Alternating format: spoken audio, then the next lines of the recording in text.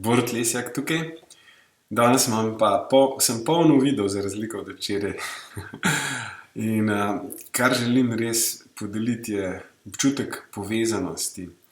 Najprej bom to povedal, kako kljub temu, da smo zdaj vsi smo usmerjeni v to, da naj bi se zelo osamili in po možnosti vsaj v krogu svoje družine.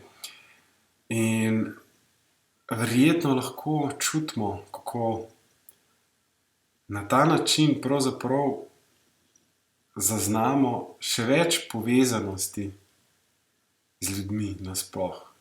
S tistimi, do katerih ne moremo, s tujci, z vsemi po svetu. Začutimo več sočutja, začutimo ne samo, da nismo sami in da nam to olajša svoja bremena in skrbi, ampak začutimo tudi, da pravzaprav nekaj teče med vsemi nami, neka izmenjava, da prejemamo in tudi dajemo ljubezen in sočutje in podporo in željo, da bi bilo z vsemi vse v redu.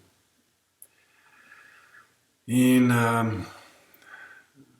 če imamo kakršnekoli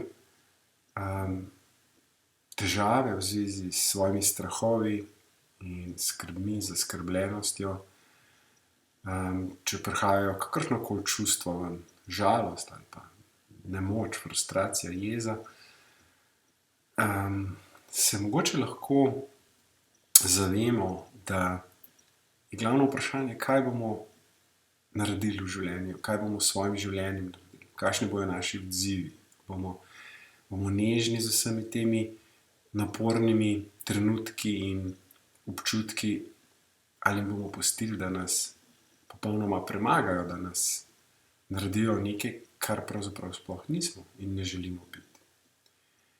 In vsak pozna svoje izbruhe jeze in tudi obdobja žalosti in vse to poznamo. In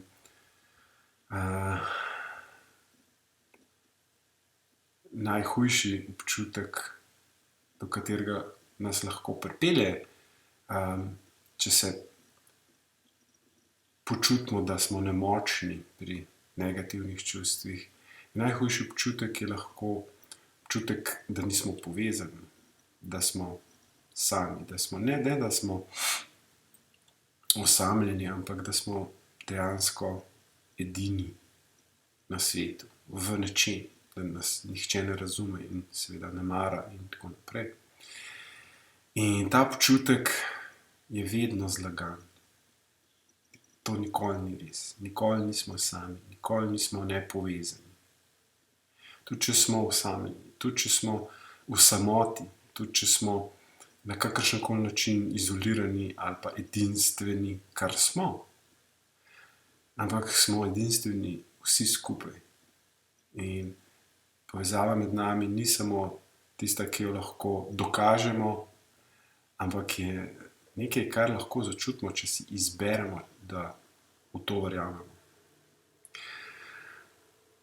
Naj bo zadosti za danes in lepo preživite dan in se ujamemo. Srečno.